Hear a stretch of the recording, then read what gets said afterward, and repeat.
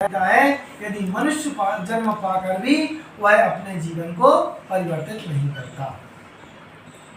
जिस मनुष्य ने कभी भी भगवान श्री कृष्ण की कथा नहीं सुनी उसके कान बिल के समान हैं।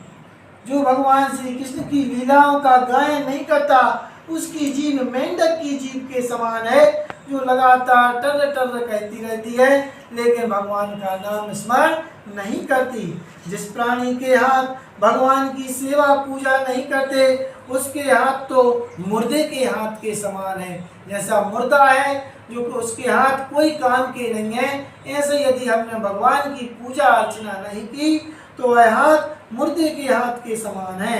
जो सिर कभी भगवान के श्री चरणों में नहीं झुका वह तो केवल बोझा मात्र है जो हम अपने कंधों पर लेकर जिसे चल रहे हैं। यदि हम भगवान के आगे भी नहीं झुक सकते तो सिर्फ हम वजन लेकर ही यह जीवन यापन कर रहे हैं।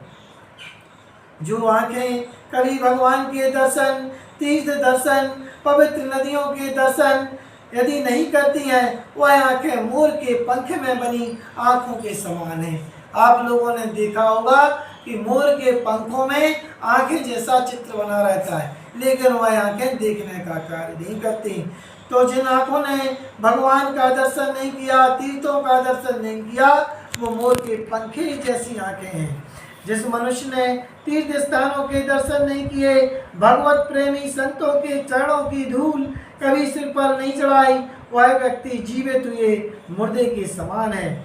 वह हृदय नहीं लोहा है, पत्थर है, जो भगवान के नामों का स्मरण करने पर भी पिघलता नहीं है। उसकी आंखों से आंसुओं की धारा नहीं बहती। जब हृदय पिघलता है आंखों में अश्रु झलकने लगते हैं, रोम रोम खिल उठता है, हमारी वाणी अवरुद्ध हो जाती है और आंखों में जल भर आता है जब भगवान की लीला कथा का श्रवण करते हैं। यह किसका परिणाम है कि आपका हृदय पिघल रहा है। भगवान का जो लीला है, जो गुणानुवाद है, वो आपके हृदय में समा रहा है।